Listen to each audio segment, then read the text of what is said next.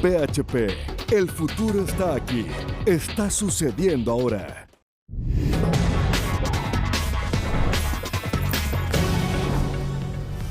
¿Cómo están? Bienvenidos. Estamos iniciando Agenda Económica en este día jueves 10 de marzo. Gracias por acompañarnos a esta hora en nuestra edición vespertina. Vamos a comenzar con los detalles de la encuesta de expectativas económicas. Esta encuesta que realiza el Banco Central mes a mes consulta a distintos actores del mercado financiero las proyecciones que tienen en distintos ámbitos y es bien interesante mirar cómo ha ido evolucionando de la mano de indicadores que en nuestro país están yendo al alza o más bien en un terreno negativo, en particular la inflación. Veamos algunos de los detalles de las proyecciones que hicieron los economistas y analistas de mercado consultados por el Banco Central respecto, por ejemplo, a la inflación que se espera para el mes de marzo. 0,8% sería la inflación en el mes de marzo. Eso representa una décima porcentual más que lo que se había pronosticado en la encuesta anterior y es un repunte fuerte también respecto a lo que habíamos visto ahora en febrero de 0,3% de inflación, determinado fundamentalmente por los coletazos que pueda generar la guerra en Ucrania en materia inflacionaria. La inflación total para el año 2022 también sube, la corrigen al alza los encuestados, 5,8% sería el cierre de este año con un 0,5 puntos o décimas más que lo que se había registrado en la encuesta anterior. De esa forma, con un escenario de mayor inflación, bueno, en la próxima reunión de política monetaria habría un alza de 1,5 puntos porcentuales, es lo que está proyectando esta encuesta. Llegaría a 7%, la próxima encuesta es en este mes, en marzo, y eso también supone un aumento respecto a lo que esperaban los encuestados en la consulta previa. La tasa de política monetaria de esta forma se extendería hasta un 7,5% al cierre del 2022, dado este ciclo de inflación, y el PIB para este año estaría en torno a un 2%, corrección a la baja también para las proyecciones de crecimiento económico en nuestro país, es lo que refleja esta encuesta de expectativas económicas.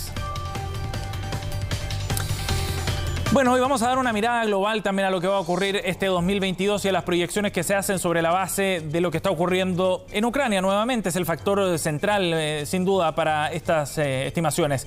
Revisemos qué fue lo que dijo el banco de inversión suizo Credit Suisse al respecto, porque incorpora una palabra de la que seguramente vamos a estar escuchando mucho más en los próximos meses. El ataque de Rusia a Ucrania, dice Credit Suisse, es un golpe significativo que provoca temores de esta inflación entre los inversores. Este concepto reúne un escenario de bajo crecimiento, de estancamiento y de alta inflación. De ahí el concepto que mezcla estas dos palabras. Probablemente, dice Credit Suisse, resulte en un menor crecimiento, mayor inflación en la zona del euro en los próximos trimestres. Esta guerra habían recortado ya la previsión de crecimiento del PIB para 3,3% y la inflación llegando a un 4,4%. Revisiones, dice el documento, que se basan en la suposición de precios de petróleo y de gas más altos en el primer semestre y sin interrupciones en las importaciones reales de petróleo y gas de Rusia, es decir, en un escenario que mantiene esos aspectos de manera constante.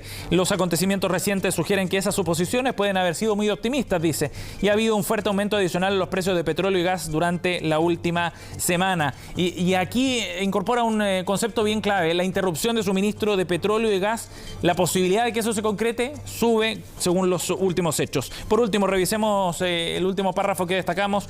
Existe la posibilidad de un empeoramiento de cuellos de botella también en la cadena de suministro. Recuerdan ustedes que los problemas de transporte marítimo que provocó la pandemia se han extendido también hasta ahora y ese mayor endurecimiento en condiciones financieras hacen recortar entonces la proyección de crecimiento del PIB a 2,8% para este año y una inflación de 6%. Son cifras que no se veían en décadas en Europa. Bueno, precisamente esta mañana en Agenda Económica AM tuvimos otra mirada respecto a lo que estaba ocurriendo de otro banco de inversiones, del banco de inversión Julius Baer, también suizo. Pudimos conversar con Esteban Polidura, director de asesorías y productos para las Américas de este banco, y en el análisis respecto a lo que está generando por ahora en el escenario global y en los mercados fundamentalmente la crisis que se vive en Europa. Asignamos un 60% de probabilidad a que este escenario termina siendo un escenario de un shock económico. No por eso hablaríamos de una recesión, pero sí un shock que podría implicar algunas semanas o algunos meses de una situación más apremiante para la economía global. ¿Y cómo podría darse ese escenario de recesión? Ese escenario podría darse si al ambiente actual que estamos viviendo se le agrega un ingrediente más, que es un error de política monetaria. Podría ser alrededor del tema de tasas, por ejemplo, subir las tasas, hacerlo de una forma muy intensa y que con ello se traiga la inflación hacia abajo, pero por el otro lado se afecta el crecimiento económico global. Bueno, vamos a seguir revisando más información del mundo y en particular de Estados Unidos. Otro dato inflacionario preocupante para darle un contexto a lo que estamos viendo también acá en Chile. Estados Unidos ha registrado los datos de inflación más altos en 40 años. Es lo que se ha conocido este jueves. La inflación en el país del norte llegó a un 7,9% en 12 meses, después de haber alcanzado un 0,8% en febrero. No hay que hacer ninguna comparación con los datos de Chile porque los meses son diferentes, se llevan a consumos también distintos y eso puede explicar en parte el dato que sea mucho más alto en Estados Unidos. Pero en lo concreto se ve este espiral inflacionario también en 40 años que no habían precios tan altos en la primera economía mundial. Y este indicador no alcanza todavía a registrar el alza de precio del petróleo tras la invasión de Rusia a Ucrania. Por lo tanto, la cifra podría llegar, dicen los analistas, a niveles incluso más altos en los próximos meses. Esto va en línea con lo que ha ocurrido en otras partes del mundo. En Europa en general, en España o Inglaterra en particular, también se están registrando cifras de inflación récord, no vistas en más de 30 años. Según los datos del Departamento del Trabajo de Estados Unidos, los precios de la gasolina subieron 6,6% en febrero y representan casi un tercio del aumento mensual de inflación. Ojo con esto, que parece también como uno de los grandes desafíos para los bancos centrales y para la Fed en particular para los próximos meses. Bien, nos vamos a ir a una pausa, pero los invitamos a que sigan junto a nosotros porque al regreso estaremos conversando aquí en el estudio con el viceprimer ministro de Irlanda, que está de visita en Chile en el contexto del cambio de mando en nuestro país. Conversaremos sobre las sanciones que se están aplicando a Rusia en Europa, su mirada de ese conflicto, las relaciones entre Chile e Irlanda, entre otros temas. A la pausa y volvemos de inmediato.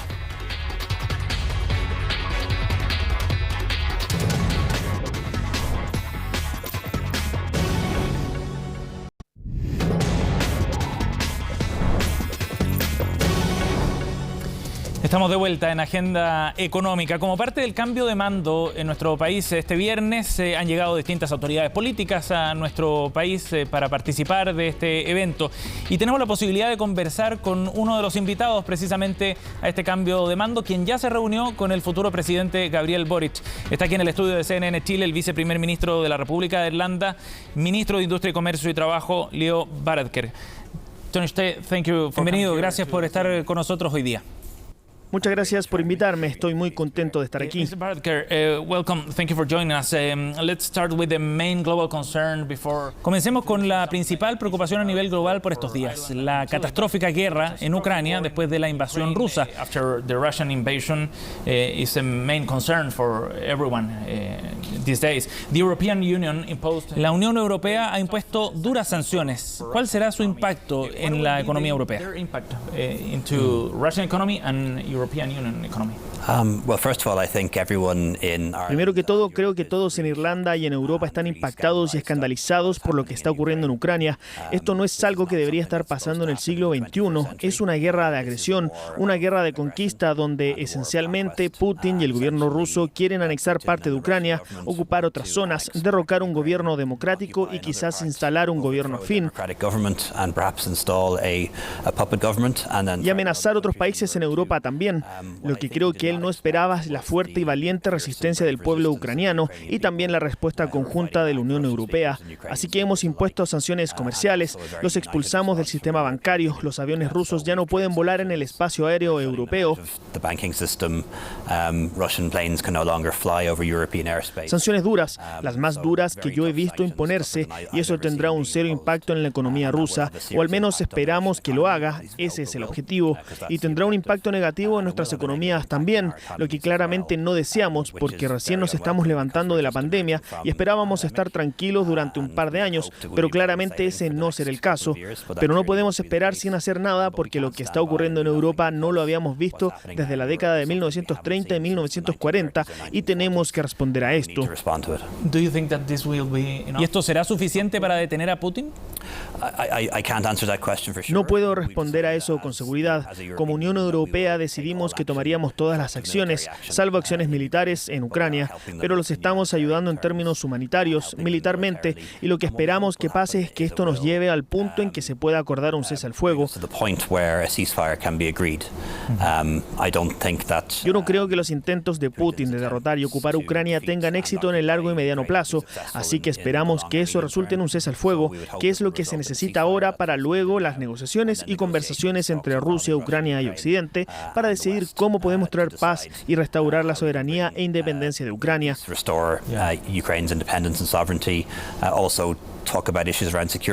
También abordar los temas de seguridad, porque ambos, Rusia y Ucrania, necesitan garantías de seguridad y cómo reintegrar a Rusia al sistema global. Pero antes de estas conversaciones es necesario un cese al fuego. Rusia ha sido aislado hasta ahora en términos comerciales, de inversión, financiera. ¿Cuál será el efecto y las consecuencias de largo plazo para los vínculos entre Europa y Rusia? Hasta ahora Rusia ha sido aislada por los países norteamericanos, europeos, Japón, Australia y algunos otros. La respuesta de los países latinoamericanos ha sido muy buena en términos verbales. Ciertamente el presidente Boric ha sido muy crítico de esta invasión y agradecemos eso, pero nos gustaría ver a Chile y al resto de Latinoamérica sumándose a estas sanciones, haciendo más para aislar a Rusia. Nos gustaría que China lo hiciera, también para dejar muy claro que en el siglo XXI las guerras de conquista ya no son aceptables. No puede simplemente tomar otro país y cambiar su gobierno, no importa en qué lugar del mundo ocurra, así que esperamos respuestas fuertes desde aquí también. Pero el impacto será particularmente difícil en relación a dos elementos. Uno es el suministro de trigo, porque cerca del 30% del trigo mundial viene desde Ucrania y Rusia, y el otro es la energía. Algunos países europeos, no tanto en Irlanda, pero sí los países de Europa Central y del Este, son muy dependientes del gas y el petróleo ruso. ¿Fue un error estratégico de Europa? Es una debilidad, ciertamente. Como dije, para Irlanda y para los británicos y para Francia no es un tema tan delicado como lo es para Alemania y para Europa Central y del Este. Pero lo que significa es que tenemos que acelerar nuestra inversión en energías renovables, nuestras inversiones en energía eólica y solar, en hidrógeno. Y creo que los países que tienen potencial nuclear querrán mantenerlo para el futuro, porque es un error ser demasiado dependiente del gas, el petróleo y el carbón ruso. Y es alentador el nivel de inversión en energías renovables en Chile, y una de las grandes compañías que está haciendo eso aquí es la irlandesa Mainstream Power, y estamos muy impresionados por lo que ocurre aquí en términos de energía y esperamos hacer algo similar en Europa Occidental, donde también tenemos recursos del océano. Viceprimer ministro, cambiemos de tema. La economía de Irlanda anduvo muy bien en la última década, de acuerdo a la base de datos del Banco Mundial. Su Producto Interno Bruto casi se duplicó desde el año 2010. ¿Cuál ha sido la clave para el éxito económico de Irlanda? Creo que el hecho de que somos una economía abierta y globalmente conectada. Irlanda es esencialmente una nación rica. No lo hemos sido siempre. Solo nos convertimos en desarrollados en la última generación. Y eso es principalmente por los bienes y servicios que producimos y exportamos al mundo. Ha existido mucha inversión en educación, en habilidades. Somos parte de la eurozona, el área de libre comercio europea, y hemos hecho nuestro país muy atractivo para los inversionistas. Y eso no solo para empresas americanas que inviertan en Irlanda en tecnología y farmacéutica, sino también para nuestras propias compañías que están invirtiendo cada vez más y en todo el mundo. Como sabes, antes de venir aquí me reuní con Dole Food Company. Tenemos mucha exportación de alimentos y de otros productos también. Rebajar los impuestos fue una política crítica para esa estrategia, pero el Fondo Monetario Internacional, los Estados Unidos, la OSD y otros países están tratando de detener esta carrera a la baja en los impuestos a nivel global. ¿Irlanda está de acuerdo con eso? Sí, bueno, nuestros impuestos corporativos son bajos, pero nuestros impuestos sobre los ingresos no son tan bajos, son algo mayores. Tomamos una decisión mucho tiempo atrás de que tendríamos tasas de impuestos corporativos muy bajas. Era de 10 y subió a 12.5, y eso no ha cambiado realmente. Y no se trata solo de las tasas, es también sobre la certidumbre de que incluso cuando los gobiernos cambien de un lado a otro, hay un consenso político de que siempre deberemos tener una tasa de impuestos baja y competitiva. Pero no somos un paraíso fiscal, no queremos ser vistos como un paraíso fiscal, y hemos firmado el acuerdo internacional de la OCDE por el que elevamos nuestro rango de tasa mínima al 15%, y tomamos esa decisión porque creemos que es correcto que las compañías aporten una cuota justa de impuestos, pero también queremos darles la certidumbre de que somos parte de un acuerdo internacional, y cualquiera que sea el rango mínimo internacional, ese es el que aplicaremos. ¿Y usted cree que es justo tener que ser parte de esta estrategia? Digo, hay esfuerzos a nivel global para tratar de aumentar los ingresos fiscales. Ese es, después de todo, el mensaje del FMI y de los Estados Unidos. This proposal from the IMF or the US? I think for us it's been very successful. Creo que para nosotros ha sido muy exitoso. Nosotros recibimos más impuestos corporativos per cápita que la mayoría de los países en el mundo, y eso es por el nivel de compañías que invierten y comercian en Irlanda, pero hemos sido muy claros desde el día 1 de que somos transparentes. Muchos países en el papel tienen impuestos más altos que nosotros, pero tienen muchas excepciones cuyo efecto es que sus tasas sean cercanas a las nuestras. Lo que queremos es tener tasas que sean bajas, simples, justas, y que las compañías realmente paguen, y que no puedan evadir ni encontrar excepciones.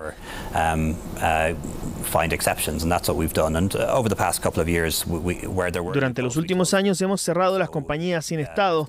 En el pasado nos criticaban por lo que se llamaba el Double Irish. Somos muy transparentes en compartir información con otras autoridades fiscales.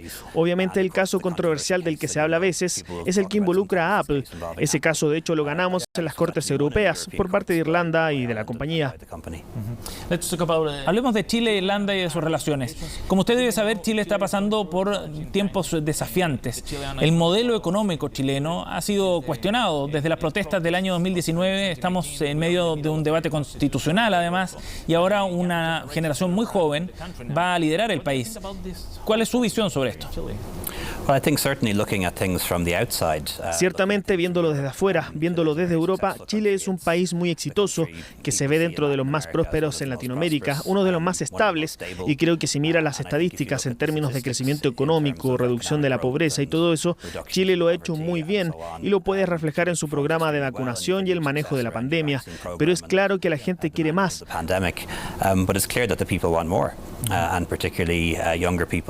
Particularmente los jóvenes, las mujeres, quieren una sociedad más igualitaria, quieren cambios más grandes, y supongo que eso es lo que ha derivado en el deseo de tener una nueva constitución y en la elección del presidente Boric. Así que desde un punto de vista europeo es muy interesante, un nuevo gobierno, un gobierno joven, muy diverso, y deseamos mucho éxito a este nuevo gobierno, y sin importar a quién elige el pueblo chileno para gobernar, siempre trataremos de trabajar de forma cercana. ¿Y qué pasará con las relaciones entre Irlanda y Chile, en términos de las oportunidades que su país puede haber acá, las empresas irlandesas? Queremos profundizarlas. Hace algunos años teníamos solo 2 embajadas en Sudamérica, en Brasil y Argentina. Eso ha cambiado. Ahora tenemos una en Santiago y otra en Bogotá. Tuve el placer de inaugurarla oficialmente el fin de semana, a pesar de que ya lleva abierto un par de años. Pero queremos lazos económicos fuertes. Hay muchas oportunidades en educación en particular.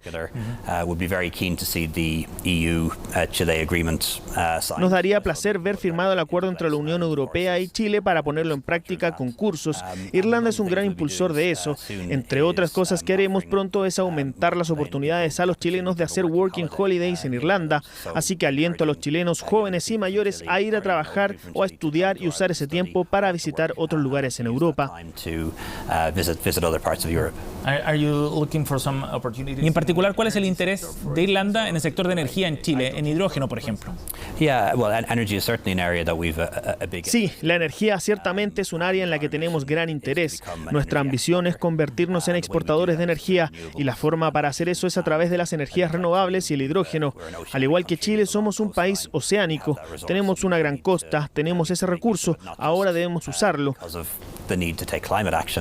Y no solo por la necesidad de la acción climática, sino para reducir nuestra dependencia en energía de los otros países y tener estabilidad en los precios, porque vemos el precio del gas y el petróleo fluctuar mucho y los renovables son mucho más confiables. Definitely. Tony Steth, thank you very much. Viceprimer ministro, gracias por estar con nosotros hoy día. Thank you. Muchas gracias.